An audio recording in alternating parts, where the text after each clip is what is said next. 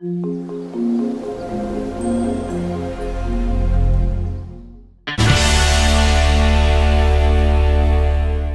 my name is Erin Huffman. And I'm Aisha Marshall. I'm Marcus Stress II. And I'm Lauren Jenkins, and today we'll be talking about positive and negative feedback examples. We'll be discussing what positive and negative feedback are, why or why not it isn't used in the body often, and the examples to follow. For positive and negative feedback, there should be two things to keep in mind: the stimulus and the response. Negative feedback is a reaction that causes a decrease in function, occurring in response to some kind of stimulus. Often it causes the output of a system to be lessened, so the feedback tends to stabilize the system. Most cells in the human body use a sugar called glucose as their major source of energy. Glucose molecules are broken down within cells in order to produce adenosine triphosphate, or ATP molecules. Glucose molecules are delivered to cells by the circulating blood, and therefore, to ensure constant supply of glucose to cells, it is essential that blood glucose levels be maintained at relatively constant levels.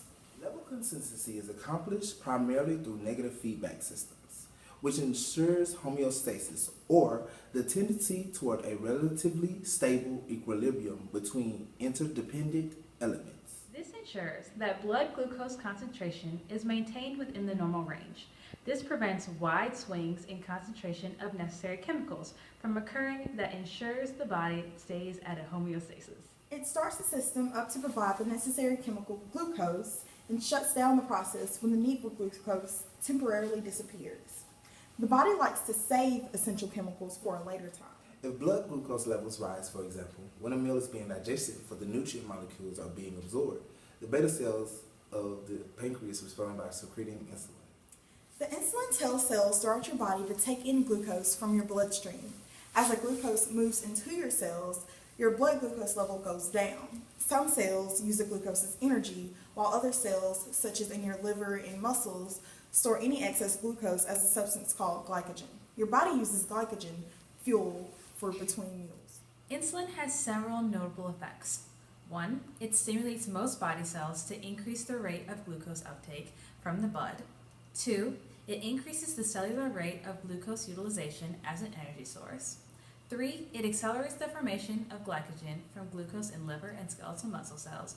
And 4. It stimulates fat synthesis from glucose in liver cells and adipose fat tissue. These effects collectively cause a decrease in blood glucose levels back to normal levels.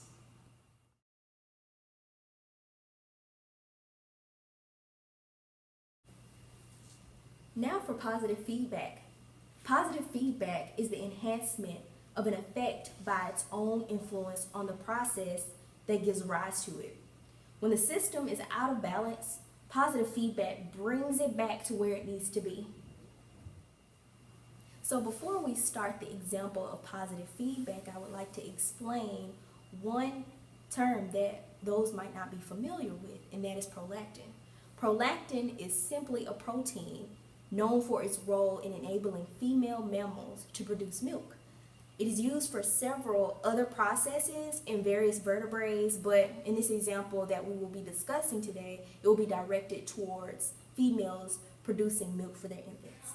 So now for our example. During lactation, a mother produces milk for her infant. During pregnancy, levels of that hormone prolactin increase, and that is what stimulates milk production after pregnancy. As the baby feeds, its suckling stimulates the breast, promoting further release of prolactin, resulting in more milk production, which is the response. This positive feedback mechanism ensures that the baby has sufficient milk during feeding.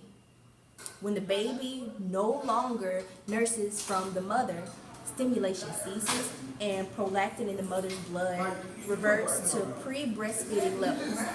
It wouldn't help if suckling decreased milk flow, which is a negative feedback mechanism. Therefore, something in the body had to be enhanced to promote stimulation, which is the prolactin hormone.